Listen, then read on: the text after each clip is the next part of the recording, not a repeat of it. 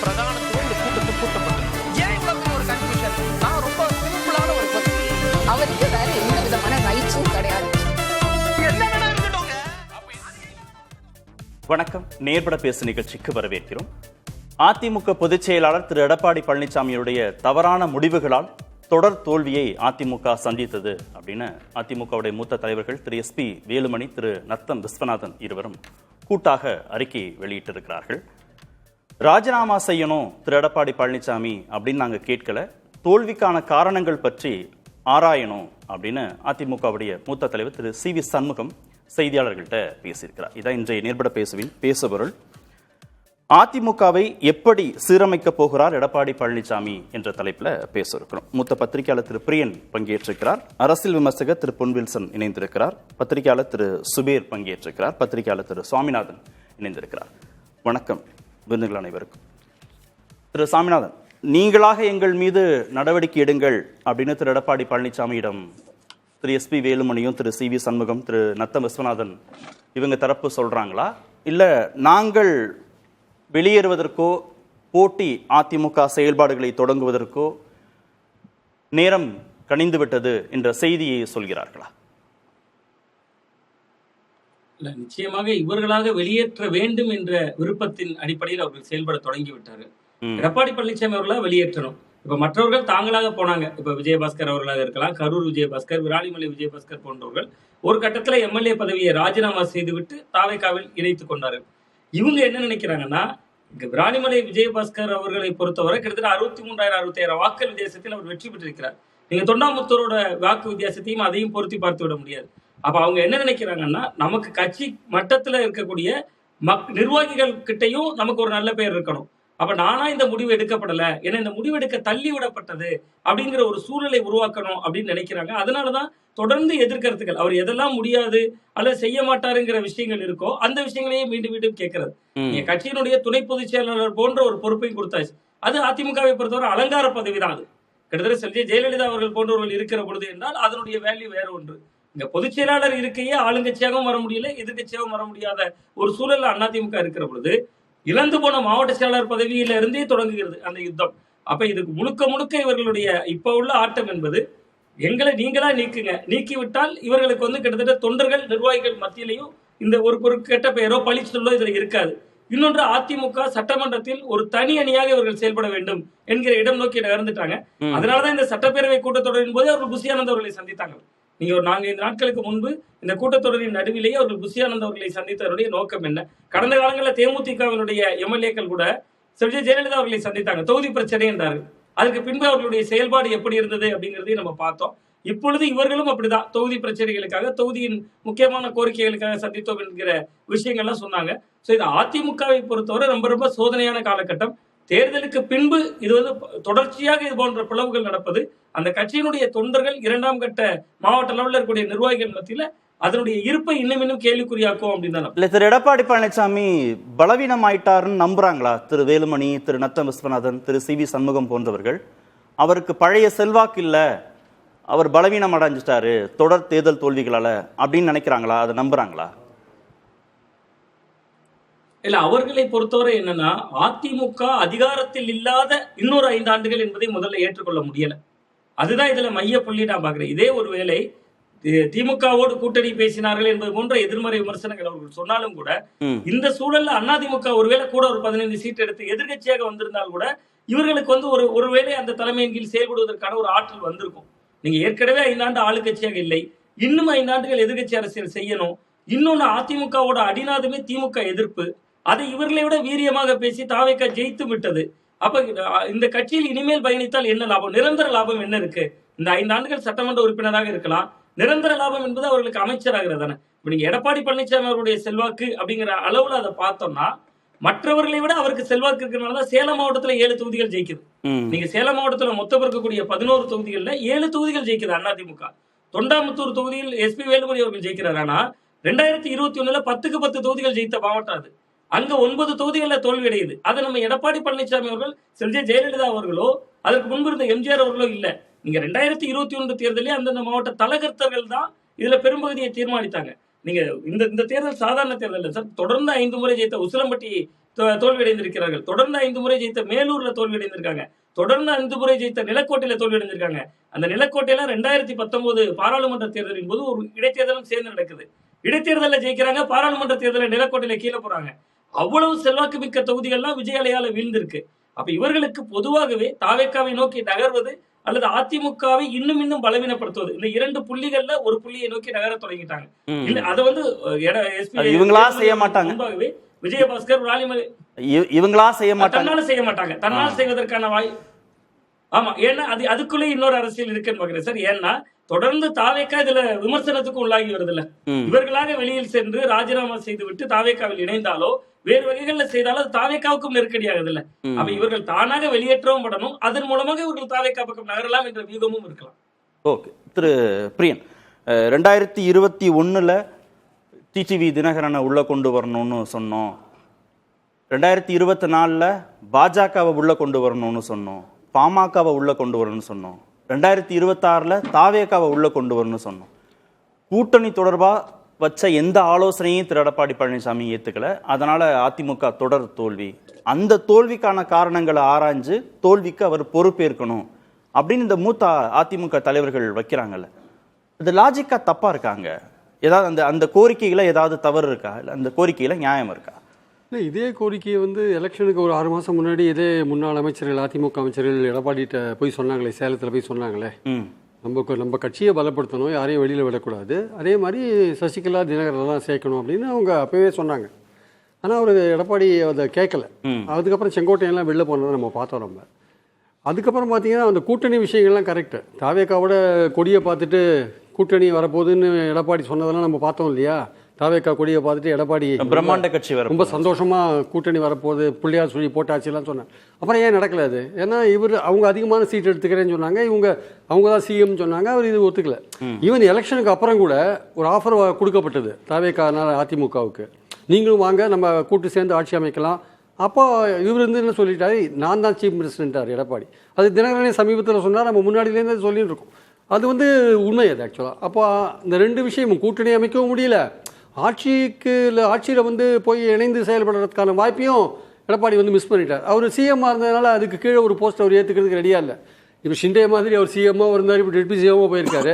அந்த மாதிரி நீங்கள் வாங்கன்னு சொல்லியிருக்காங்க. நான் அந்த மாதிரிலாம் வர முடியாது, வந்தால் சிஎம் தான் வருவேன் அப்படின்னு சொல்லிட்டாரு. அப்போ அந்த அரேஞ்ச்மெண்ட்டு ஆரம்பத்திலேயே ஃபெயில் ஆகிடுது. இல்லை சார், எல்லாத்துக்கும் திரு எடப்பாடி பழனிசாமி தான் பொறுப்பா? எல்லா முடிவுகளுக்கும் அவர் தான் பொறுப்பேற்கணும்னு நினைக்கிறாங்களே, அது சரிதானா? அது இல்லை, அவர் தான் அல்டிமேட்டாக அவர் தான் முடிவெடுக்கிறார். அதாவது அவர் என்ன நினைக்கிறாரு, எல்லாரையும் கன்சல்ட் பண்ணுற மாதிரியான ஒரு தோற்றத்தை கொடுக்குறாரு தவிர முடிவு அவர் தான் எடுக்கிறார் அப்படின்னு அந்த அதிமுக எல்லாருமே சொல்கிறாங்க. ஒரு சர்வாதிகாரத்தனமாக முடிவு எடுக்கிறாரு அப்படின்னு சொல்கிறாங்க. நீங்கள் தேமுதிக நீங்கள் ஏன் சேர்த்துக்கல கூட்டணியில்? தேமுதிக சேர்த்துக்கலாம், புதிய தமிழகம் ஏன் சேர்த்துக்கல?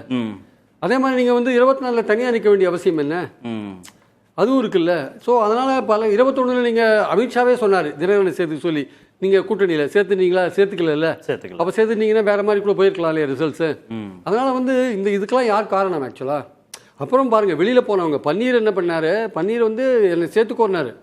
மகாபாரதத்தில் பாண்டவர்கள் 1 இன்ச்சு நிலம் கொடுங்கன்னு துரியோதன்கிட்ட கேட்ட மாதிரி என்னை ஏதாவது ஒரு இடத்துல அக்காமடேட் பண்ணுங்கன்னாரு பன்னீர். அதை கூட இவங்க பண்ண மாட்டேட்டாங்க சார். சசிகலாவை சேர்த்துக்கிறது ஒரு பக்கம் இருக்கட்டும், பன்னீர் என்ன பாவம் பண்ணார்? பன்னீரை சேர்த்துக்கல. அவர் கேட்டால் அவர் பார்ட்டி ஆஃபீஸில் போய் கரெக்டாக பண்ணார், ஏதோ ஒரு கதையை விடுறாங்க. ஜெயலலிதா காலத்தில் எம்ஜிஆர் காலத்தில் பல விஷயங்கள் நடந்திருக்கு சார். அதெல்லாம் தாண்டி தான் அவங்க எல்லாரையும் அரவணைச்சிட்டு போனாங்க. அந்த விஷயத்தை ஒரு கையிலேயே எடுக்க மாட்டேன்றார். எல்லாரையுமே இப்போ நம்பிக்கை தீர்மானத்தை ஆதரித்து ஓட்டு போட்டாங்க இல்லையா? அப்போ கட்சி தாவல் தடை சட்டம் பாயுன்ற ஒரு சூழலில் மன்னிப்பு கேட்டாங்க. அப்போ போனவங்க எல்லாருமே பதவியை பிடிக்கிட்டார். அவர் மறுபடியும் போன பிறகு பதவியை கொடுக்கணும்ல, அப்போ டம்மி பதவியை போட்டு வச்சுட்டார். அப்போ அது அவங்களை இன்சல்ட் பண்ணுற மாதிரி இருக்குல்ல. அவங்களாம் பல காலம் உழைச்சவங்க இல்லையா? சரி, கட்சி கட்டுப்பாட்டை மீறி போய் தாவேக அரசுக்கு ஆதரவு கொடுத்தது தவறு இல்லையா? இல்லை, அது தவறு தான் சார், நான் இல்லைன்னு சொல்ல வரல. ஆனால் ஏற்கனவே இவங்க டிசைட் பண்ணது என்ன, தாவேக்காவுக்கு ஆதரவு கொடுக்கணும் தான் டிசைட் பண்ணாங்க. இவருக்கு சிஎம் போஸ்ட் கிடைக்கலன்றதுனால அதை ஒத்தி வச்சுட்டாங்க. அதனால் 32 பேர் போகிறதா தான் இருந்தாங்க. அதில் ஒரு 7 பேர் கடைசியில் வராதனால 25 பேரோட நின்று போச்சு. நம்மளுடைய பாயிண்ட் என்னன்னா, இப்போ இந்த குரூப் கொடி தூக்கி இருக்கிறது எதுக்குன்னா, அவங்க ஒரு முடிவுக்கு வந்துட்டாங்க, இதை விட்டுட்டு போகிறது கடைசி முறையாக நம்ம ஒரு முயற்சி பண்ணினோம். எடப்பாடி இவங்க சொல்றதுக்கெல்லாம் அவர் கேட்கவே போறதில்லை. இல்ல, விட்டுட்டு போறதுன்னா என்ன முடிவு? ஒண்ணு போட்டி அதிமுகங்கிற முடிவா இருக்கு, இல்ல போட்டி தாவேகாவோட இணைந்து பயணிக்கிறதுன்னு ஒரு போட்டி அதிமுக எல்லாம் கிடையாது. எப்படி சி விஜயபாஸ்கர் மற்றவங்களாம் போனாங்களோ கிட்டத்தட்ட அதே மாதிரியான ஒரு இடத்துல தான் அவங்க போக போகிறாங்க. தாவேக்காவுக்கே போயிடுவாங்க. ஆமாம், அதுதான் அவங்க முடிவு. நாங்கள் கடைசியாக ஒரு தடவை ட்ரை பண்ணி பார்த்தோம், அவர் எதுவும் கேட்கலன்னு சொல்லிட்டு போகிறதுக்கு. இப்போ ஏன் நீலிக்கண்ணீர் வெடிக்கிறாங்க? பன்னீர் போகிற போது ஒன்றும் எல்லாரும் நீங்கள் சேர்ந்து தான் வழி அமிச்சிங்க. பன்னீரை வழி அமிச்சிங்க, செங்கோட்டையனை வழி அமிச்சிங்க. அப்போ எல்லாம் ஒன்றா இருந்தீங்கல்ல, அப்போல்லாம் உங்களுக்கு எந்த இதுவும் வரல. இப்போ நீலிக்கண்ணீர் வெடிச்சிட்டு இருக்கீங்க, அவங்களெல்லாம் கொண்டு வாங்கன்ட்டு. இல்லை, நாங்கள் அனுப்பும்போது நீங்கள் அனுப்பிச்சி விட்டீங்க. நாங்கள் சொன்னோம் கொண்டு வருவதற்கு. நாளைக்கு எடப்பாடி ஒரு அறிக்கை விடுவார், நீங்களாம் சேர்ந்து தானே நீங்கள் சொன்னீங்க, நீங்கள் சொன்னதை கேட்டு தானே அமிச்சேன்னு சொல்ல போறாரு பாருங்க. எல்லாரும் சேர்ந்து தான் சார் பண்ணியிருக்காங்க. சசிகலா ஃபேமிலியே உள்ள வரக்கூடாதுன்னு சேர்ந்து தான் நீங்கள் தினகரனி சசிகலா வெளில அமிச்சிங்க. நீங்கள் அவர் செங்கோட்டையனை வெளில அமிச்சிங்க. பல பேர் 400 ஜல்மாடி மெம்பரை வெளில அமிச்சிருக்காரு எடப்பாடி. ஆமாம், பல ஒன்றிய செயலாளர்கள், மாவட்ட செயலாளர்கள் பல பேர் வெளியில் போயிருக்காங்க. ஸோ பாயிண்ட் என்னன்னா எடப்பாடி அவரும் அமைச்சிருக்காரு, இவங்களும் கூட இருந்து எல்லாம் பண்ணியிருக்காங்க, எல்லாரும் வெளில அனுப்புறதுக்கு. இப்போ ஒரு இதை கிரியேட் பண்ணுறாங்க. அதாவது ஒரு அலிபின்னு ஆங்கிலத்தில் சொல்லுவாங்க. ஒரு சாக்கு ஒன்று வைக்கிறாங்க. என்னன்னா இதை சொல்லிட்டு நம்ம வெளில போகலான்ட்டு. நாங்கள் கடைசியாக ட்ரை பண்ணி பார்த்தோம். எடப்பாடி கட்சியை சரி பண்ணுவார பார்த்தோம். எடப்பாடி தோல்விக்கான காரணங்கள் ஆராய்வாருன்னு பார்த்தோம். அதெல்லாம் ஒன்றும் நடக்கிற மாதிரி தெரியல. என்ன விஷயம்னா அங்கே பை எலெக்ஷன் லேட் ஆகிட்டு இருக்கு. இவங்க குதிரை பேரம் பண்ணாங்கன்ட்டு சுப்ரீம் கோர்ட்லையும் எலெக்ஷன் கமிஷன்லையும் ஏடிஎம்கே போய் பெட்டிஷனை கொடுத்துட்டாங்க. அதனால் என்னாச்சுன்னா அங்கே பை எலெக்ஷன் லேட் ஆகிட்டு இருக்கு. பை எலெக்ஷன் அனௌன்ஸ் பண்ணுறாங்க, அதுக்கான வாய்ப்புகள் வருதுன்னு தெரிஞ்சால் அடுத்த ஒரு 10 பேர் வெளில வரதுக்கு ரெடியாக இருக்காங்க, ராஜினாமா பண்ணிட்டு தாவேக்காக போகிறதுக்கு. கிட்டத்தட்ட டோட்டலாக அந்த 22 எம்எல்ஏக்கள் நடந்து பார்த்தீங்களா, அந்த மாதிரியான சுச்சுவேஷனை கொண்டு போகிறதுக்கு பார்க்குறாங்க. இவர் சாமிநாதன் சொன்னார், இது மாதிரி எடப்பாடி இது சேலம் தொகுதியில் வின் பண்ணாங்கன்னார். சேலம் தொகுதியில் வின் பண்ண, சேலம் மாவட்டத்தில் வின் பண்ணதுக்கு காரணம் பாமக இல்லாட்டி சேலத்தில் 7 தொகுதி கூட வின் பண்ணிருக்க மாட்டாங்க. பாமக இருந்ததால தான் அதிமுகவுக்கு ஓரளவு தொகுதிகள் வந்தது உண்மை.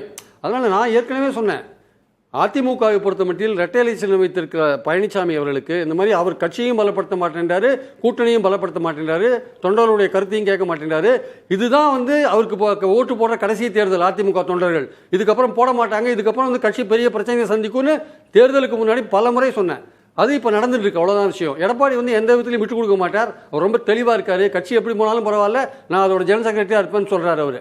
அது இருந்துட்டு போட்டோம். ஆனால் இவர்களுக்கு என்னன்னா இதை ஒரு காரணமாக காமிச்சு கடைசியில் ட்ரை பண்ணி பார்த்தோம், அவர் கேட்கலன்னு சொல்லிட்டு வெளியில் போகிறதுக்கான ஒரு விஷயத்தை கையில் எடுத்திருக்காங்க. ஆக்சுவலாக திரு பொன்வில்சன் அவங்க பல்வேறு குற்றச்சாட்டுகளை முன் வச்சு கடைசி வரைக்கும் திரு எடப்பாடி பழனிசாமியை கன்வின்ஸ் பண்ண முடியாமல் அவங்க வெளியே போகிறாங்க, தாவேக்கா போகிறாங்க, வேறு சில முடிவுகள் எடுக்கிறாங்கன்னா இந்த அறிக்கையில் 6 பக்க அறிக்கையில் அவங்க சொல்லியிருக்கக்கூடிய குற்றச்சாட்டுகள் ஏதாவது ஒன்றுலையாவது இது நியாயமற்றது, இது அறமற்றது அப்படின்னு எங்கேயாவது சொல்ல முடியுமா?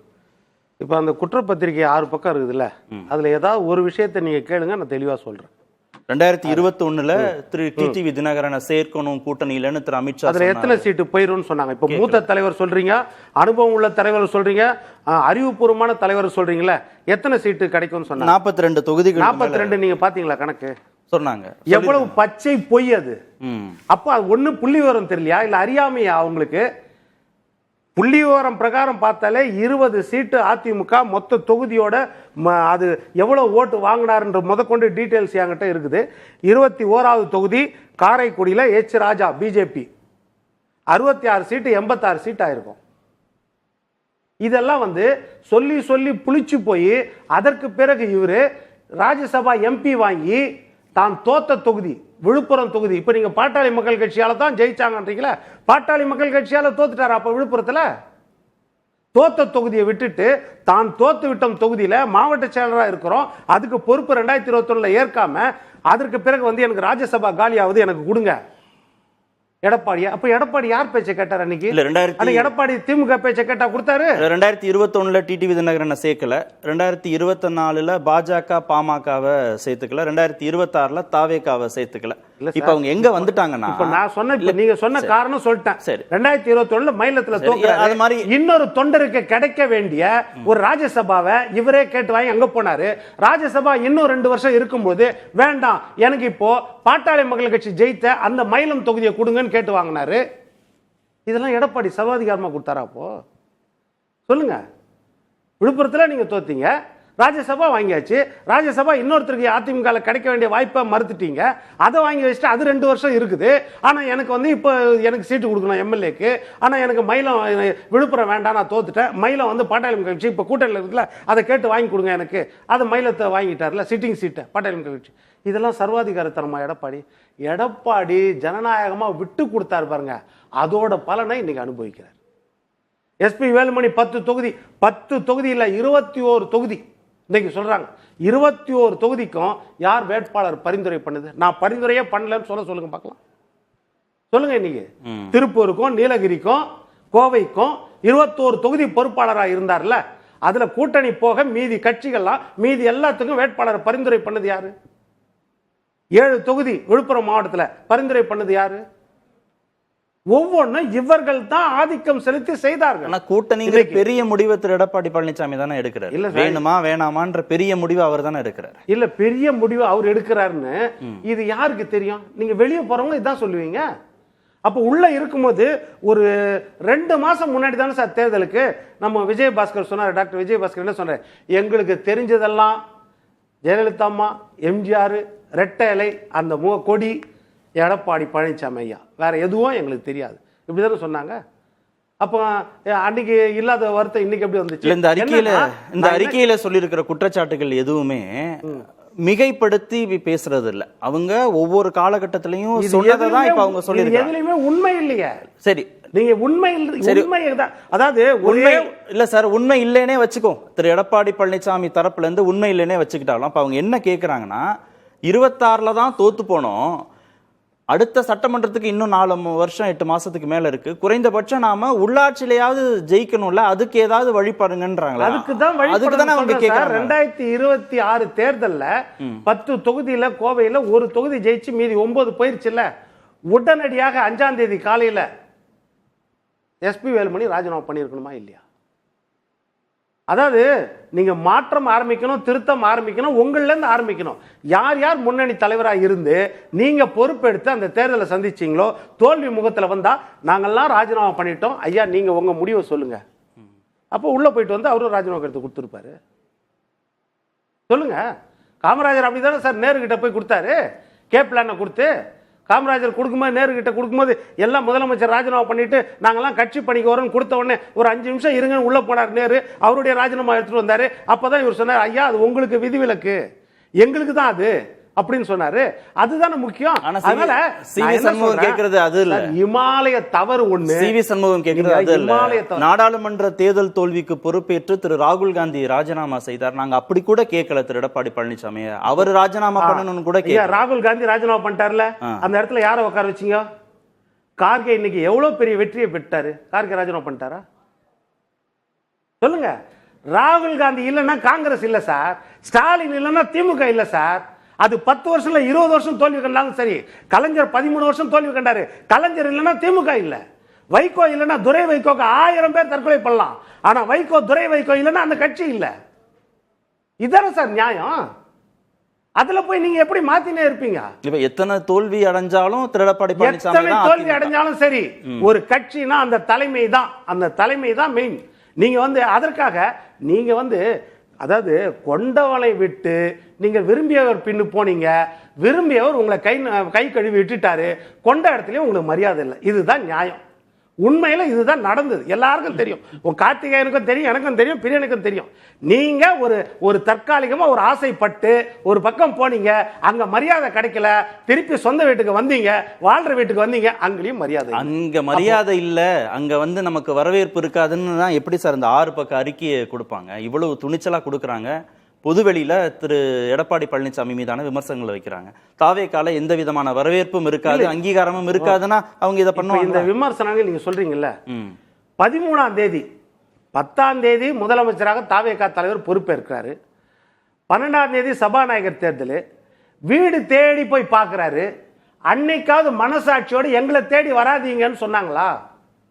எங்க தலைவரை போய் பாருங்கன்னு சொன்னாங்களா சார்? திரும்ப 2 எம்எல்ஏ வச்சிருக்காரு சார், வீடு தேடி போய் பார்க்கறாங்க சார். கம்யூனிஸ்ட் தலைவர் 2 எம்எல்ஏ வச்சிருக்காரு சார், வீடு தேடி போய் பார்க்கறாங்க சார். ஐயோ எம்எல்ஏ 2 எம்எல்ஏ வச்சிருக்காங்க சார், வீடு தேடி முதலமைச்சர் போய் பார்க்கிறார் சார். ஆனா இங்க ரிபல் பார்ட்டியை போய் பார்க்கிறார் சார். எது நியாயம்? மிகப்பெரிய அநியாயத்தை இவங்க செய்துட்டு, இமாலய தவறை செய்துட்டு, அந்த நேரத்தில் அந்த கட்சியை காப்பாத்தின கரூர் கமலக்கண்ணன், சேம வேலுச்சாமி, அப்புறம் விழுப்புரத்தில் பார்த்தீங்கன்னா நம்ம பசுபதி, திருப்பத்தூர்ல பசுபதி, இவ்வளவு பேரும் சேர்ந்து கட்சி அந்த சோதனையான காலத்தில் காப்பாற்றுறதுக்கு மாவட்ட செயலாளர் பொறுப்புக்கு வராங்க. முன்னாள் எம்எல்ஏக்கள், முன்னாள் அமைச்சர்கள்.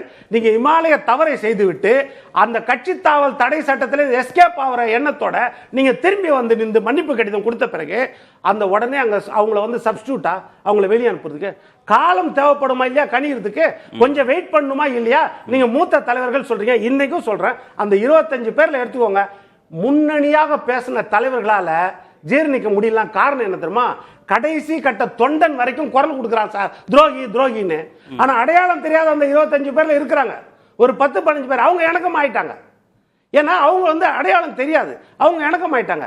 ஆனா நீங்க முன்னணியில் நின்று குரல் கொடுத்தீங்க பாருங்க, முன்னணியில் நின்று எடப்பாடியை பற்றி அதிமுகவை பற்றி விமர்சனம் பண்ணி இஷ்டத்துக்கு பேசுனீங்க பாருங்க. ஆனா உங்களால ஜீர்ணிக்க முடியல. காரணம் என்ன? தொண்டர்கள் மத்தியில அந்த எதிர்ப்பு வருது, உங்களால முடியல. அப்ப என்ன செய்றீங்க? அடுத்த இடத்துல போய் திருப்பியும் நீங்க தாவேக்காக்கு குரல் கொடுக்குறீங்க. இதுல ஒரு பெரிய ரகசியம் என்ன இருக்குன்னா, இது மறைமுகமாக தாவேக்காவோ திமுகவோ இதை ஆதரிக்கிறாங்களோன்னு ஒரு சந்தேகம் வருது. ஏன்னா 2 பேரும் விரும்புறது என்னன்னா, ஒருவர் பிரதான ஆளுங்கட்சி, ஒருவர் பிரதான எதிர்கட்சி. அதிமுக அழிய வேண்டும் என்ற எண்ணத்துல இந்த 2 பேரும் இருக்கிறாங்களா, அந்த எண்ணம் வரும். அதனாலதான் வந்து பிரச்சனை வரும்பொழுதெல்லாம் கைது மாதிரி கைது, அப்புறம் இல்ல நாங்க விசாரணை மட்டும் பண்ணி விடுதோம், இப்படி எண்ணமாக நாடகம் போடுறாங்களோ அப்படின்ற எண்ணம் வருது. எடப்பாடி இதையும் கடந்து அதிமுக ரெட்டலையும் கண்டிப்பாக நிற்கும். திரு பிரியன், தேர்தல் வெற்றி தோல்வி தான் ஒரு கட்சிக்கான தலைமை அப்படிங்கிறதுக்கான அளவுகோலா? ஒரு தொடர் தோல்வி, ஒரு பின்னடைவு அப்படிங்கிற அடிப்படையில் அந்த பதவியை வகிப்பதற்கு திரு எடப்பாடி பழனிசாமிக்கு தகுதி இல்லைன்னு இவங்க எப்படி முடிவுக்கு வர்றாங்க? இல்லை, ஒரு அரசியல் கட்சி வந்து தொடர்ந்து வெற்றியை தான் பார்த்துட்டு இருக்குன்னு சொல்ல முடியாது. எம்ஜிஆருக்கே தோல்வி வந்தது, கலைஞருக்கும் பல தோல்வி வந்திருக்கு, ஜெயலலிதாவுக்கும் தோல்வி வந்திருக்கு. ஆனால் அந்த தோல்விக்கு பிறகு நீங்கள் வந்து கட்சிகளை நிர்வாகிகளை கூப்பிட்டு நீங்கள் பேசணும். கொலப்பாக்கத்தில் ஜெயலலிதா பேசினாங்க, எல்லாரையும் கூப்பிட்டு பேசினாங்க, பேச வச்சாங்க, அவங்களும் கருத்தை கேட்டாங்க. இல்லை, கட்சிக்குள்ள பேசுறவங்கள்ட்ட பேசலாம், இவங்க கட்சியை விட்டு வெளியில போய் தாவேக்காவோட முதல்லயே மீட்டிங் போட சொன்னாங்கன்னு, ஜல்பாடி போட சொன்னாங்கல்ல, அது முதலே பண்ணியிருக்கலாமே. தேர்தல் முடிஞ்சு 1 மாதத்துக்குள்ள பண்ணியிருக்கலாமே, பண்ணி ஒரு தோல்விக்கான காரணங்கள் ஆராய்ஞ்சிருக்கலாமே. இல்ல, தேர்தல் முடிந்த பிறகு நடக்கக்கூடிய நம்பிக்கை வாக்கெடுப்பு சமயத்திலேயே இவங்க தாவேக்கா ஆதரவு நிலைப்பாடுங்கிறத வெளிப்படையாக எடுத்த பிறகு அவங்களோடு பேச்சு நடத்துறதுக்கு எடப்பாடி பழனிசாமிக்கு என்ன இருக்கு? அவங்களோட எப்படி பேச்சு நடத்த? அதுக்கப்புறம் அவங்க திரும்பி வந்தாங்கல்ல, மன்னிப்பு கேட்டு திரும்பி வந்தாங்கல்ல, நீங்க அப்போவாது கூட்டத்தை கூட்டியிருக்கலாம்ல, அப்போவாது கூட்டத்தை கூட்டியிருக்கலாம் இல்லையா? அவங்களுடைய முதல் கோரிக்கையே அதுதான் சார். அவங்க அங்கே போகும்போதே, அந்த ஆதரிக்கிறது போகும்போதே, அப்போ அவங்க சொன்னது விஷயம் என்னன்னா, தோல்விக்கான ஜல்பாடி கூட்டத்தை ஒரு கூட்ட மாட்டேன்றதான் முதல்ல சொன்னாங்க. தோல்விக்கான காரணங்கள் ஆராயலன்ட்டு தாவேக்காவுக்கு போகிறதுக்கு முன்னாடியே அவங்க சொன்னாங்க ஆக்சுவலாக வந்து. அதனால அந்த கோரிக்கை முதல்லே இருக்கு. ஆனால் இப்போ ஒரு கோரிக்கையை கூட சேர்த்துட்டு இருக்காங்க. அதாவது திமுகவோட கூட்டு சேர்ந்து ஒரு அமைச்சரை அமைக்க பார்த்தாங்க, கவர்மெண்ட் அமைக்க பார்த்தாங்க, அதனால நாங்கள் வந்து எங்களுக்கு அது பிடிக்கலன்ற ஒரு விஷயத்தை இப்போ சேர்த்துட்டு இருக்காங்க, லேட்டஸ்டாக சேர்த்துட்டு இருக்காங்க. ஏன்னா அந்த பேச்சு நடக்கும்போது அவங்களும் அங்கே தான் இருந்தாங்க. அதுக்கெல்லாம் ஒத்து ஊதிட்டு இப்போ திடீர்னு அந்த காரணத்தை எடுத்து முன்னாடி வைக்கிறாங்க. இதெல்லாமே ஒன்றா சேர்ந்து தான் பண்ணியிருக்காங்க சார். இப்போ அதிமுகவுக்கு எதிர்காலம் இருக்கா இல்லையான்றத ஒரு கேள்விக்குறியான ஒரு விஷயமா அவங்க பார்க்குறாங்க. ஆக்சுவலாக பைபோலார் பாலிடிக்ஸில் திமுக தாவேக்கான்னு மாறிட்டு இருக்கு. இது இனிமேல் எப்படி போகும் கட்சின்னு தெரியாது. அப்போ நமக்கான எதிர்காலம் என்னன்னு அவங்க பார்க்கும்போது தாவேக்கா பிரகாசமாக காட்சி அளிக்கிறதுனால ஏதோ ஒரு காரணத்தை சொல்லிட்டு வெளில போகணும்னு நினைக்கிறாங்க. அது வந்து சரியான நேரத்தில் எழுப்பிந்தா பரவாயில்ல. இப்போ வந்து நீங்க இந்த சமயத்தில் எழுப்பும்போது பக்கா சுயநலம் அதில் கரெக்டாக தெரியுது. எடப்பாடி பழனிசாமியோட நடவடிக்கைகள், செயல்பாடுகள் சரியில்லைன்றது தொடர்ந்து பலகாலமாக விமர்சிக்கப்பட்டு வர ஒரு விஷயம். இப்போ நீங்க எடுத்திருக்கிற இந்த விஷயம் உங்க சுயநலத்தை தான் முதல்ல முன்னிறுத்தி தான் நீங்க எடுத்திருக்கீங்கன்றதான் என்னுடைய கருத்து. ஒரே ஒரு விஷயம், நீங்க ஸ்ட்ராட்டஜியா நீங்க பாருங்க சார், ஆய்வாளராக பாருங்க. இந்த தேர்தலை பொறுத்த வரைக்கும் மிகப்பெரிய பாதிப்பு யாருக்கு வந்தது? ஒரு புயல், ஒரு வெள்ளம், ஒரு புரட்சி அடிச்சது. அது பெரிய அளவில் அடிச்சதோ இல்லையோ, அந்த புரட்சி அடிக்கும்போது ஆளுங்கட்சியும் எதிர்கட்சியும் பாதிக்கப்பட்டது. அதுல மிகப்பெரிய பாதிப்பு ஸ்ட்ராங் கூட்டணி வச்சிருந்த ஆளுங்கட்சி. ஆனா எதிர்கட்சி வரிசையில் இருந்தா நீங்க மிகப்பெரிய ஆளுமை இல்லைன்னு சொல்ற. நீங்க எடப்பாடி பழனிசாமி 1,05,00,000 ஓட்டு, கூட்டணி 1,34,00,000 ஓட்டு.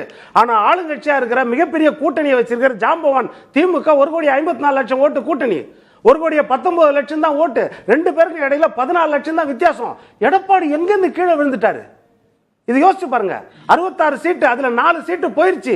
நீங்க சொன்ன 1.5 கோடி ஓபிஎஸ் பின்னாடி போயிருச்சு. திமுக மிகப்பெரிய பலம். ஆனா திமுக குளத்தூர்லயே தூக்குது. அப்படி இருக்கும்போது ஆனா 47 இடத்துல தனியா ஜெயிக்க வச்சாரு பாருங்க. 72 வயசுல மொத்த தொகுதியிலும் பிரச்சாரம் பண்ணி அந்த எடப்பாடியின் ஆளுமையை கேள்வி கேட்கறாங்கன்னா அதை ஜீரணிக்க மாட்டாங்க. அது அதிமுக தொண்டர்கள், அவங்களுக்கு தெரியும் அந்த அமைதி புரட்சி எப்படி கொண்டு வர. அந்த வெற்றியில பாமகவுடைய பங்களிப்பும் இருக்கிறதுனால தான் முழு கிரெடிட்டையும் எடப்பாடி பழனிசாமிக்கு கொடுக்க முடியல. அதே தான் சார் இன்னைக்கு காங்கிரஸ் கிளைம் பண்றது திமுக 59 சீட்டு ஜெயிச்சுக்கிறாங்கன்னா அது நாங்க கொடுத்ததுதான்றாங்க. ஏத்துக்கிறீங்களா? நம்மளுக்கு இயற்கையா தெரியல சார் யாருடைய ஓட்டு சதவீதம் எவ்வளவு, யாருடைய திமுக எவ்வளவு பெரிய ஜாம்பவான், அதிமுக எவ்வளவு பெரிய ஜாம்பவான் நம்ம யதார்த்தமா தெரியும். அப்போ பாட்டாளி மக்கள் கட்சினா மற்ற இடத்துல பாட்டாளி மக்கள் கட்சிக்கு அதிமுக ஓட்டு போயிருக்கோம், அதிமுக ஓட்டு பாட்டாளி மக்கள், இது பின்னி பிணைந்தது. யாரையும் பெரியவங்க சிறியவங்க எடை போட முடியாது. நம்ம அதுதான் முக்கியம். திரு சுபேத், தாவேக்கா இருக்கு அப்படின்ற அந்த துணிச்சல், அந்த உற்சாகம் தான் திரு வேலுமணி, திரு நத்தம் விஸ்வநாதன், திரு சி வி சண்முகம் போன்ற தலைவர்கள் மீண்டும் மீண்டும் திரு எடப்பாடி பழனிசாமிக்கு எதிராக போர்க்கொடி தூக்குவதற்கு காரணமா? இல்ல தாவேக்காவினுடைய வெற்றிக்கு பிறகு தமிழ்நாட்டினுடைய அரசியல் களம் மாறி இருக்கு. நம்ம அதை ஏத்துக்கிட்டே ஆகணும். தனியா நின்று 1,75,00,000 வாக்கு வாங்கியிருக்காங்க, 35% வாங்கியிருக்காங்கன்னு யாருமே கணிக்க முடியாத ஒரு வெற்றி. அப்படிங்கும் போது அரசியல் களம் மாறி இருக்கு, அரசியல் தலைவர்கள் மாறி இருக்காங்கிற ஒரு பார்வையின் பாக்குறாங்க. இப்ப தேர்தல் முடிவுக்கு பிறகு அதிமுக சேர்ந்து ஆட்சி அமைக்க போறோம் அப்படிங்கிற ஒரு பேச்சு அடிபட்டது. அது அதிமுக தலைவர்கள் மத்தியில் சமரசமானாலும் கூட அதிமுக தொண்டர்கள் மத்தியில் மிகப்பெரிய ஒரு வருத்தமும் பின்னடைவும் இருக்கு. அதில் மாற்று கருத்தே கிடையாது.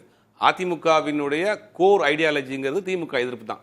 அதை சொல்லித்தான் கடைசியில் அதிமுக மாறி மாறி 50 வருஷமா அரசியல் பண்ணிட்டு இருக்கிறாங்க. அப்படிங்கும்போது அது சமரசமாறாங்க, அப்படி ஒரு நிலைமைக்கு போறோம். அப்படிங்கும் போது அதிமுக தொண்டர்களுக்கு ஒரு வருது. சார் சொன்ன மாதிரி பாமக அப்படின்னு பாமக அதிமுக இந்த காம்பினேஷன்ல இருக்க பெல்ட் ஃபுல்லாவே ஜெயிச்சிருக்காங்க. நீங்க கடலூர்ல இருந்து இந்த பக்கம் சேலம் வரைக்கும் பாக்குறப்ப அந்த பெல்ட் ஃபுல்லாவே அவங்க ஜெயிச்சிருக்காங்க. 2 பேருக்குமே ஓட்டு ஷிஃப்ட் ஆயிருக்கு. அதிமுகவுக்கு ஓட்டு பாமக ஓட்டு ஷிஃப்ட் ஆயிருக்கு, பாமகவுக்கு அதிமுக ஓட்டு ஷிஃப்ட் ஆயிருக்கு. இவ்வளவு பெரிய அலையிலையும் அவங்க வெற்றி பெற்றிருக்காங்க. அதிமுக ஒன்னும் 1 கோடி குறையாம வாக்குகள் வச்சிருக்குங்கிறதெல்லாம் மாற்று கருத்து கிடையாது. ஆனா தேர்தல் முடிவுக்கு பிறகு இந்த ஓட்டு அப்படி இருக்குமாங்கிறது ஒரு பெரிய கேள்விக்குறி. ஏன்னா இன்னைக்கு முக்கியமான தலைவர்கள்லாம் வெளியேறிக்கிட்டு இருக்கிறாங்க. 2வது தொண்டர்கள் மத்தியில் ஒரு சோர்வு இருக்கு. 2வது அந்த திமுக எதிர்ப்பை தாவேக்கா செய்து, அதான் ரொம்ப முக்கியமான விஷயம். இங்க தலைவர்களுக்குள்ள சமரசம் பண்ணிக்கலாம், சமாதானம் ஆகிக்கலாமே ஒழிய தாவேக்கா கடுமையா திமுக எதிர்ப்பை செய்து இப்ப 11-12 தோல்விகள் மேல தொடர்ந்து அதிமுக தோல்வி அடைஞ்சிட்டு இருக்கு. இப்ப தாவேக்காங்கிற ஒரு கட்சி சட்டமன்ற தேர்தலில் திமுக வீழ்த்த முடியல, எடப்பாடி பழனிசாமியால. நாடாளுமன்ற தேர்தலில் வீழ்த்த முடியல, அடுத்து வந்த உள்ளாட்சி தேர்தலில் வீழ்த்த முடியல. ஆனா 2 வருஷத்துக்கு முன்னாடி ஆரம்பிக்கப்பட்ட ஒரு கட்சி தன்னுடைய கொள்கை எதிரி, அரசியல் எதிரியான திமுக வீழ்த்திட்டாங்க. அப்படிங்கும் போது ஆட்டோமேட்டிக்கா அதிமுக நிர்வாகிகள் பக்கம் இந்த பக்கம் வராங்க. அப்ப இங்க எடப்பாடி பழனிசாமி அவர்கள் விட்டு கொடுத்து போயிருந்தாருன்னா கெட்டு போயிருக்க மாட்டாருன்னு ஒரு புலம்பு இருக்கு. அது மாதிரி சில விஷயங்களை அவர் இவங்களே 2021 தேர்தல் முடிஞ்ச பிறகு இவ்வளவு வீரியமா பேசலையே, இப்ப எதிர்ப்பா பேசுறவங்க 24 முடிஞ்ச பிறகு இவ்வளவு வீரியமா தலைமை மீது ஒரு நம்பிக்கை இழந்திருக்கிறாங்க. இன்னொரு ஆப்ஷன் உங்களுக்கு இருக்குன்னு நம்புறாங்க. ரெண்டையுமே தாவேக்கா இருக்குன்னு நம்புறாங்க. திமுக எதிர்ப்பை அதிமுகவை விட தாவேக்கா சிறப்பா செய்து அவங்களை வீழ்த்திட்டாங்க, வீட்டுக்கு அமிச்சிட்டாங்க. அப்ப தாவேக்கா தான் திமுக எதிர்ப்பதற்கான சரியான சாய்ஸ்னு அவங்க நினைக்கிறாங்க. அப்ப இந்த பக்கம் வர்றாங்க. ஆனா இந்த என்ன நடந்துச்சுன்னா அவங்க ஒரு ஸ்டாண்டர்டா ஒரு முடிவு எடுக்க முடியல, ஒரு நிலையான ஒரு முடிவு எடுக்க முடியாம அங்க போறாங்க. கட்சி தகவல் தலைவர் இங்கே வர்றாங்க, அப்புறம் இங்கே போறாங்க, இங்கே இல்லாம அங்க வராங்கும் போது இப்ப எங்கேயாவது இடத்துல போய் செட்டில் அப்படிங்கிற மூடுக்கு வந்துட்டாங்க. அதுக்கு சில காரணங்கள் தான் இந்த அறிக்கைகள்லாம். இப்ப அடுத்து என்னென்ன செய்ய போறோம் அப்படிங்கிற ஒரு திட்டத்தில் இருக்கிறாங்க. ஏறக்குறைய அவங்க அதிமுக நீடிக்க மாட்டாங்க அப்படிங்கிற மாதிரி தான் தெரியுது. ஏன்னா வந்து படிச்ச பிறகு அதிமுக நீடிக்க மாட்டாங்க. இப்ப ஒண்ணு தாவேக்காவில் போய் அவங்க ஐக்கியமாகிறதுக்கு வாய்ப்பு இருக்கு, இல்ல ஒரு தேசிய கட்சியில் ஏதாவது மொத்தமா போய் அவங்க சேர்றதுக்கு வாய்ப்பு இருக்கு.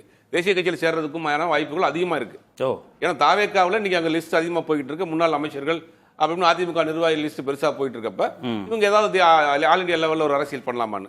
ஆனா அது உடனே பண்ணுவாங்களாங்கிறது தெரியல. தேசிய கட்சினா பாஜகவை கூட அவங்க நோக்கி போறதுக்கான வாய்ப்புகள் இருக்கு.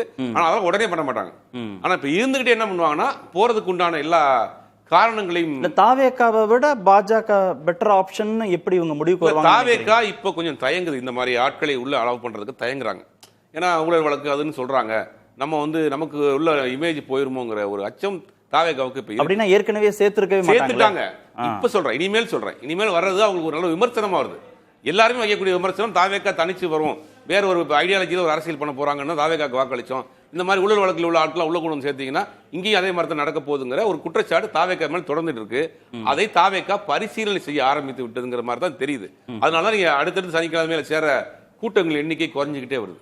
அப்ப செலக்டடான ஆட்களை மட்டும் சேர்ப்போம். இப்ப இவங்களெல்லாம் சேர்க்கறதுனால, திரு வேலுமணியை சேர்க்கறதுனால கோயம்புத்தூர்ல பலம் பெற முடியும், திரு சி வி சண்முகத்தை சேர்க்கறதுனால விழுப்புரம் பகுதியில பலம் பெற முடியும்னு தாவேக்காவுக்கு அட்வான்டேஜ் தானே அதிகம், கட்சி கட்டமைப்பா இல்ல யாருடைய ஆப்ஷனா நீங்க சொல்றீங்களா? யாருடைய தயவுமே இல்லாம எல்லாம் ஜெயிச்சிருக்காங்களே இப்போ ஓகே. அதுக்கப்புறம் வர கட்சி கட்டமைப்பதற்கு நிறைய அதிமுக இரண்டாம் கட்ட தலைவர்கள் இங்க வந்துகிட்டு இருக்காங்க, தொண்டர்கள் வந்துகிட்டு இருக்காங்க, மாவட்ட நிர்வாகிகள் வந்துகிட்டு இருக்காங்க, பல பேர் வந்து கூட்டம் கூட்டமா சேர்ந்துட்டு இருக்காங்க. அதெல்லாம் பார்க்க வேண்டியதா இருக்கு. அப்படிங்கும் போது அறியப்பட்ட முகம், அவங்களுக்கு பின்னாடி ஏதாவது ஒரு கிரைம் ரிப்போர்ட்ல ஒரு ஆட்களை வந்து உள்ள சேர்க்கிறது கொஞ்சம் நமக்கு தேவையில்லை. திரு சாமிநாதன், தாவேக்கா இருக்கு, நம்ம போய் எப்பனாலும் சேர்ந்துக்கலாம் அப்படின்ற அந்த உற்சாகத்துல துணிச்சல்ல இவங்கெல்லாம் பேசுறாங்களோ அடுத்த ஆப்ஷன் தாவேக்கா தான், அதை நோக்கி நகர தொடங்கி விட்டார்கள்னு பேசணும். ஆனா தாவேக்கா இவங்களெல்லாம் சேர்த்துக்கிறத தயங்குது, இனிமே இவங்களெல்லாம் அகாமடேட் பண்ண வேண்டாம், ஒரு தேசிய கட்சியும் ஒரு வாய்ப்பா இருக்கும் இவங்களுக்கு அப்படின்னு சுபேர் சொல்றாரு. பாஜகவுல இவங்க போய் சேருவதற்கு வாய்ப்புகள் இருக்கா என்ன? இல்ல, பாஜகவில் சேர்வதனால இவர்களுக்கு அரசியல் நன்மை. பாஜக அகில இந்திய அளவில் இன்னைக்கு பெரும் பிரச்சனைகளை சந்திக்குது. சோ வேலுமணி அவர்கள் போன்றவர்கள் அந்த நேரத்தில் அந்த முடிவை எடுப்பார்களா என்பது எனக்கு ஒரு சின்ன ஐயப்பாடா இருக்கு. ஒன்று. இன்னொன்று, தாவேக்காவுக்கான வாசல் இவர்களுக்கு முழுதாக அடைத்து விட்டதா நான் பார்க்கல. ஏன்னா 2 நாளுக்கு முன்னாடிதான் கிட்டத்தட்ட வாஷிங் மிஷின் என்றெல்லாம் விமர்சிக்கப்பட்ட தாவேக்கால கிட்டத்தட்ட விஜயபாஸ்கர் அவர்களுக்கு எல்லாம் பொறுப்புகளே வழங்கப்பட்டது. 2 நாளுக்கு முன்னாடி தான் அந்த சம்பவம் நடந்திருக்கு. என்ன பொறுப்பு கொடுத்தாங்க? தானே தரும். இங்கிருந்து சென்றவர்கள் இல்ல ஒரு பிரஸ்டீஜியஸ் போஸ்ட், அது மாவட்ட பொதுச் செயலாளர்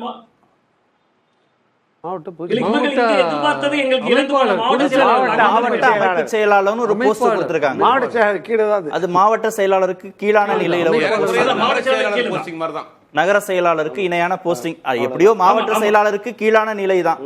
நீங்க ஒரு முன்னாள் அமைச்சர், ரொம்ப காலம் அவர் இருக்காரு, தொடர் வெற்றியை கொடுக்கிறாரு திரு விஜயபாஸ்கர், அவரே பர்வேஸ் கீழே தான் வேலை செய்யணும் அப்படின்னா அது உளவியலாக அவரால் முடியுமா? அதே தானே திரு எம்.ஆர். விஜயபாஸ்கருக்கும். இல்ல, ஆமா சார், அதுக்குள்ளதான் நான் கொஞ்சம் நுணுக்கமா இன்னொரு இடம் இருக்கிறதா பாக்குறேன். இப்ப அவரை மாவட்ட செயலாளருக்கு கீழே போட்டிருக்காங்க, ஆனா இடைத்தேர்தலில் சீட்டுங்கிற உத்தரவாதம் கொடுத்திருந்தாங்கன்னா அந்த இடம் ஒண்ணு இருக்குல்ல. நீங்க மாவட்ட செயலாளரும் ஆக்கி விட்டு இடைத்தேர்தலில் சீட்டுன்னு சொன்னா ரொம்ப சர்ச்சையாகலாம். ஒருவேளை மாவட்ட செயலாளர் பதவியை கொடுக்காம இடைத்தேர்தலில் வாய்ப்பு கொடுக்கப்படலாம். அதே நீங்க கரூர் விஜயபாஸ்கர் அவர்களுக்கு பாத்தீங்கன்னா அமைப்பு செயலாளர் அந்த மாநில அளவுல ஒரு பொறுப்பும் கூடுதலாக கொடுத்திருந்தாங்க. அங்க ஒருவேளை மதியழகன் அவர்களே நிறுத்தப்படலாம். அப்ப சில சமரசங்கள் செய்யறாங்கல்ல. மீண்டும் அமைச்சர் ஆக்கப்படுவாங்களா இடைத்தேர்தலில் ஜெயிச்சா? 2 விஜயபாஸ்கர்களும் இடைத்தேர்தலில் வெற்றி பெற்று விட்டார்கள்னா அமைச்சர்கள் ஆகிடுவாங்களா? இல்ல, அதற்கான வாய்ப்பு மிக குறைவு. அந்த உத்தரவாதம் இல்லாத போது அது வந்து இருக்கிறதுல சிறந்த எலிவேஷன் எப்படி சொல்ல முடியும்னு கேக்குறேன். கட்சி ரீதியாக நீங்க என்ன பதவி வகிக்கிறீர்கள்ங்கிறது முக்கியம் இல்லையா ஒரு சீனியருக்கு? ஆமா சார், நீங்க இப்ப ஒண்ணுமே இல்ல, எஸ்பி வேலுமணி அவர்களுக்கு மாநில துணை பொதுச் செயலாளர் கொடுத்த பொறுப்பே வேண்டாங்கிறாரு. அப்ப ஆளுங்கட்சியில ஒரு சிறிய பொறுப்பில் இருக்கிறதுக்கும் ஆளுங்கட்சியாக வருமா என்கிற சந்தேகம் இருக்கக்கூடிய ஒரு கட்சியில கௌரவ பதவி கிடைக்கிறதுக்குமான வித்தியாசமா அவர்கள் பார்க்க கூடும். நீங்க அவர்கள் ஆளுங்கட்சி இன்னைக்கு தாவேக்கா, அதில் கிடைக்கக்கூடிய பொறுப்பை உங்க துணை பொதுச் செயலாளரே கொடுத்துட்டாங்க எஸ்பி வேலுமணிக்கு. அவர் அந்த பொறுப்பு வேண்டாம், எங்களுக்கு பழைய மாவட்ட செயலாளர் தரலன்னு சொல்றாங்க தொடங்கிய இடத்துல. கிட்டத்தட்ட அதிமுக இனிமேல் மீண்டும் ஆட்சிக்கு வரும் என்கிற நம்பிக்கை அவர்கள் இழந்திருக்காங்க. சுருக்கமா, தாவேக்கால போய் இணைஞ்ச அதிமுக சீனியர்கள் மகிழ்ச்சியாகவும் திருப்தியாகவும் இருக்கிறார்களா? இருக்கிறாங்க. அப்போ மாநில அளவில் பொறுப்பு கொடுத்துருக்காங்க சொன்ன மாதிரி. சில அடுத்து வரக்கூடிய இடைத்தேர்தலில் அவங்க குறி வைக்கிறாங்க. அப்படிங்கும்போது இருக்கிறவங்க சந்தோஷமா தான் இருக்கிறாங்க. அங்க ஒன்றும் பிரச்சனை இல்லை. அது அங்க ஒன்றும் உங்களுக்கு நெருடல் இல்லை. நெருடல் இருந்துதான் ஆகணும், வேற வழி இல்லையே. அதுதானே முக்கியம். அதை எப்படி வெளியே சொல்ல முடியாது நெருடல. திரு பொன்வில்சன், எதிர்காலமே இல்லாத அதிமுகவில் இருக்கிறத விட ஆளும் கட்சி எதிர்காலம் இருக்கக்கூடிய தாவேக்காவில் கட்சி ரீதியாக சிறிய பொறுப்புகளை வாங்கி சமரசம் செய்து கொள்றது ஆரோக்கியமானது அப்படின்னு நினைக்கிறாங்கன்னு திரு சாமிநாதன் சொல்றாரு. இல்ல, அப்படி நினைக்கிறவங்க போன மாசம் எதுக்கு மன்னிப்பு கடிதம் கொடுத்தாங்க? அது முக்கியம் இல்ல. இப்ப அந்த கட்சி தானே ஆளுங்கட்சி. அந்த கட்சியை தானே 25 பேர், அதுவும் நீங்க அனுபவமிக்க தலைவர், ஆற்றல் மிக்க தலைவர், அந்த பகுதியெல்லாம் அவங்கள வச்சு தான் அதிமுகவே இருக்குது, ரெட்டலையே இருக்குது அப்படின்னா அவங்க எதுக்கு 27ஆம் தேதி வந்து மன்னிப்பு கடிதம் கொடுத்தாங்க? தகுதி இழப்பு இது மாதிரியான நடவடிக்கை தவறு பண்ணிட்டோம், தாவேக்காவை ஆதரிச்சே தவறு, விஜயை நம்புனதே தவறு, எங்களை ஏற்றுக்கோங்கன்னு எதுக்கு மன்னிப்பு கடிதம் கொடுத்தாங்க? அப்போது அவங்க குழப்பமான மனநிலையில் இருக்கிறாங்க. முதல் கட்டத்தில் ஒரு ஆசை வார்த்தையோ ஏதோ ஒன்று, அதுக்காக தடம் மாறினாங்க. அதற்கு பிறகு எந்த பக்கமும் மாற முடியல. அந்த மாறின பக்கமும் சரியாக சிக்னல் கிடைக்கல. இல்லை, அப்படி இருந்தால் எப்படி இவ்வளோ உறுதியாக இருப்பாங்க? உறுதியாகவே இல்லை சார். அவங்க நீங்கள் பொதுக்குழுவை கூட்டுங்க, அவங்க ஒரே கூட்டுங்க, விவாதிப்போன்னு. அதாவது 3 விஷயம்தான். இப்போ நீங்கள் 6 பக்கம் அறிக்கை சொல்கிறீங்களே, அதில் கடைசி வார்த்தை மட்டும்தான் உண்மை. அதிமுகவை வளர்ச்சி பாதைக்கு கொண்டு செல்ல உண்மையான அக்கறையும் ஈடுபாடும் இருக்குமானால் யாருக்கு? எடப்பாடி பழனிசாமி ஐயாக்கு இருக்குமானால் 13/5/2026க்கு பிறகு கழகத்தின் பல்வேறு நிலைகளில் இன்று வரை பொறுப்புகளில் இருந்து விடுவிக்கப்பட்ட அத்தனை பேருக்கும் அதே பொறுப்பை கொடுங்க. இது ஏன் கேட்குறாங்க? எடப்பாடி பண்ணது மொத்தமே தப்புன்றாங்க, எங்களுக்கு மாவட்ட செயலாளர் கொடுத்துருங்கன்றாங்க. அதான் அங்கே போனோம், அங்கே கிடைக்கல, நாங்கள் விரும்பினது அதை வந்து கம்யூனிஸ்ட்லேருந்து, விடுதலை சிறுத்தைகள்லேருந்து, ஐயூஎம்எல்லேருந்து அத்தனை பேரும் தடுத்துட்டாங்க, எங்களுக்கு கிடைக்கல, நாங்கள் திரும்பி வந்தோம்ல, எங்களுக்கு அந்த மாவட்ட செயலாளர் கொடுத்துருங்க. நாங்கள் முதல் கொஸ்டின் இதுதான். ரெண்டாவது ஆப்ஷன் தான் அவங்க கொடுக்குறது, எங்களை கட்சியை விட்டு எடுத்துருங்க, நாங்கள் கட்சி சாராத எம்எல்ஏவா இருந்துன்னு அங்கே ஏதாவது ஒரு பண்ணிக்குவோம்.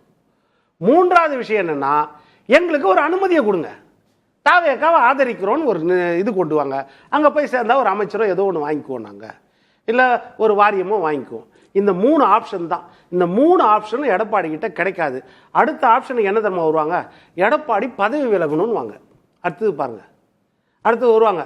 அதுவும் இல்லைன்னு போது நாங்கள் இனி முறைப்படி சேர்றோன்னு. ஆனால் என்னன்னா, தாவேக்கால இவங்க தயக்கம், இந்த வார்த்தைக்கெல்லாம் காரணம் தாவேக்கா தயங்குது சேர்க்கறதுக்கு. அவங்க வாஷிங் மிஷின் ரிப்பேர் ஆயிடுச்சு, ஏன்னா 2 விஜயபாஸ்கரை போடும் போதே அது ஓவர்லோட் ஆயிடுச்சு, இதுக்கு மேல அங்க சேர்க்க முடியாதுன்னு அவங்க தயங்குறாங்க. அங்க பிரச்சனையா இருக்குது. அதனாலதான் 234 எம்எல்ஏ தொகுதிக்கும் மாவட்ட செயலர் போட்டாங்க, இன்னும் பத்தல. அதனால ஒருவேளை டீலிமிட்டேஷன் வந்துச்சுன்னா, கூட தொகுதி வந்துச்சுன்னா அப்ப வேணா சேர்ப்பாங்க. பிரியன் சார், என்ன தயக்கம் தாவேக்காவுக்கு? விஜயபாஸ்கர்களை சேர்க்கும் போதே இதே விமர்சனம் வந்தது, அவங்க ஒன்னும் சேர்க்காம இல்ல.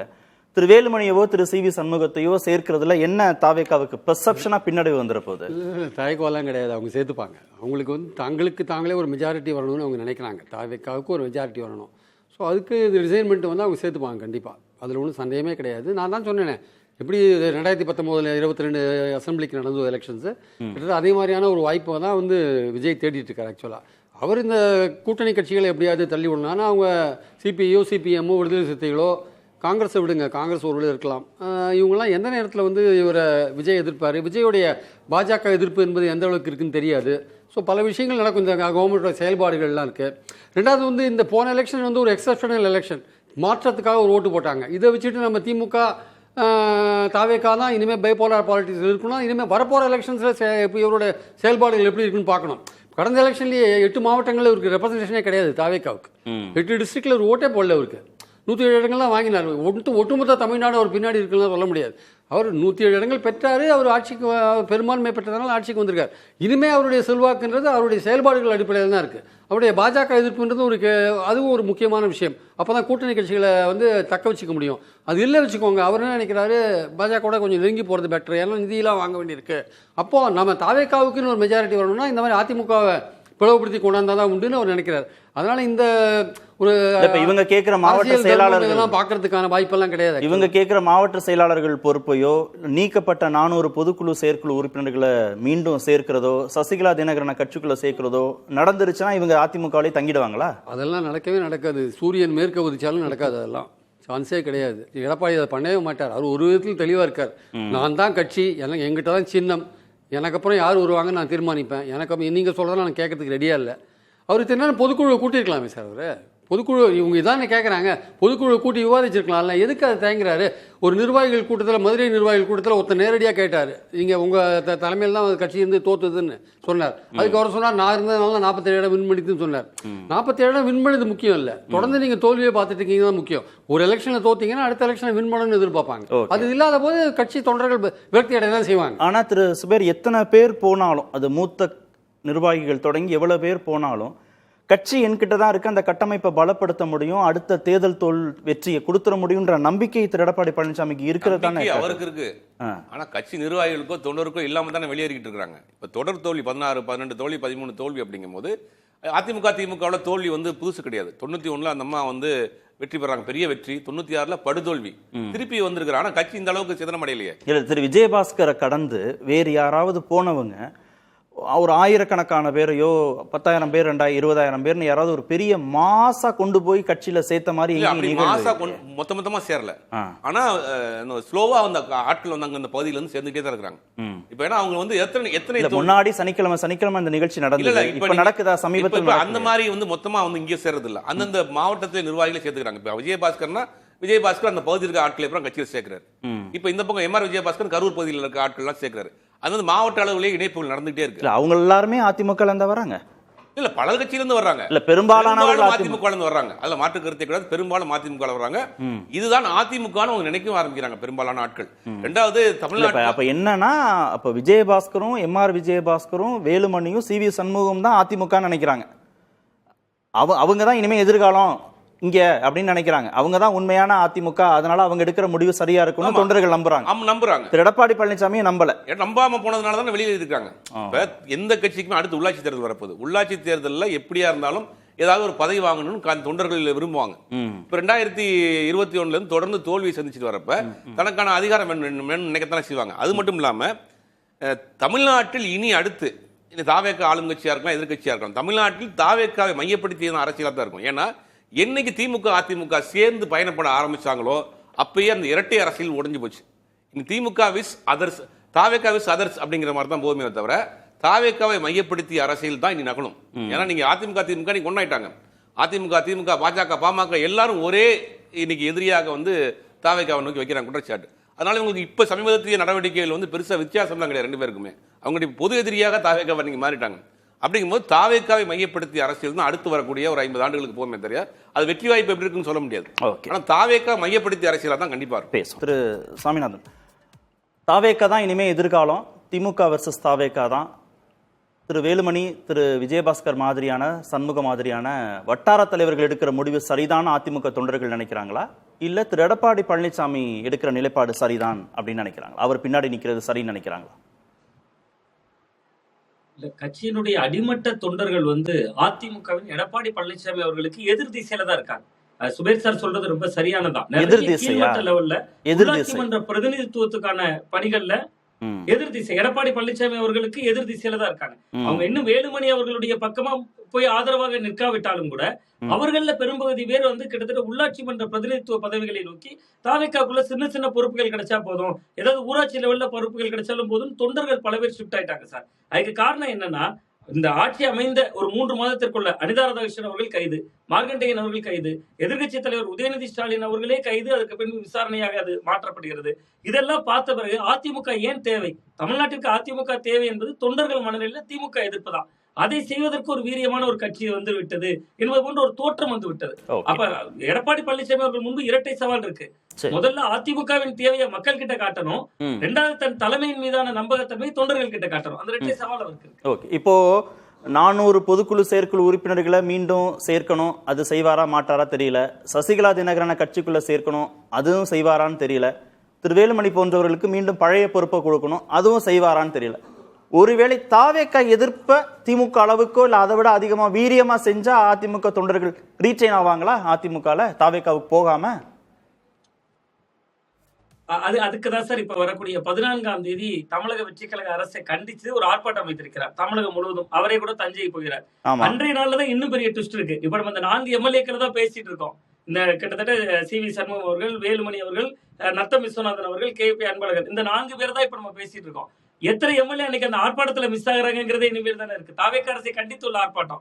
அப்ப இவர்கள் பின்னாடி எவ்வளவு அதிமுக தொண்டர்கள் இருக்கிறாங்க, தாவேக்கா அரசுக்கு எதிரான ஆர்ப்பாட்டத்துக்கு அதிமுக தொண்டர்கள் வர்றாங்களான்னு பல கேள்விகளுக்கு விடை வந்து அந்த 14ஆம் தேதியில இருக்குன்னு தான் பாக்குறேன். அதுக்கு பின்புதான் நமக்கு வந்து அது முழுமையான வடிவத்துக்கு கிளியர் பிக்சருக்கு நம்ம வர முடியும். திமுகவை எதிர்க்கணும், அப்பதான் கிளியர் பிக்சருக்கு வர முடியும். 2 பேரையும் எதிர்த்தால் தான் இனி அதிமுகவின் இருப்பு. அந்த 2 பேரையும் எதிர்ப்பது என்பது அதிமுக தாவேக்கா மீதான விமர்சனம் என்பது எங்க கட்சியை காவு வாங்குறாங்க, அது கிட்டத்தட்ட எங்கள் கட்சியை கபலீகரம் பண்றாங்கிற ஒரு வகையான ஒரு மனநிலையை விதைக்கணும் தொண்டர்கள் கிட்ட. அதை எடப்பாடி பழனிசாமி அவர்கள் செய்தாருன்னா ஐயோ நம்ம கட்சியை காப்பாத்தணுமேங்கிற எண்ணத்தை தான் தொண்டர்கள்ட்ட விதைக்கணும். ஆர்ப்பாட்டம் போராட்டங்களின் வழியா திமுக எதிர்த்தால் பலன் தரும், தாவேக்கா எதிர்ப்பு என்பது அதுக்கு எவ்வளவு பலன் தரும் என்பதை பார்த்து. நன்றி. நிகழ்ச்சியில் பங்கேற்ற அனைத்து வந்தவர்களுக்கும் நேர்பட பேச நிறைவு பெறும். அது கண்டிப்பா ஏற்றுக்கொள்ள முடியாது. பிரதான கூட்டத்தில்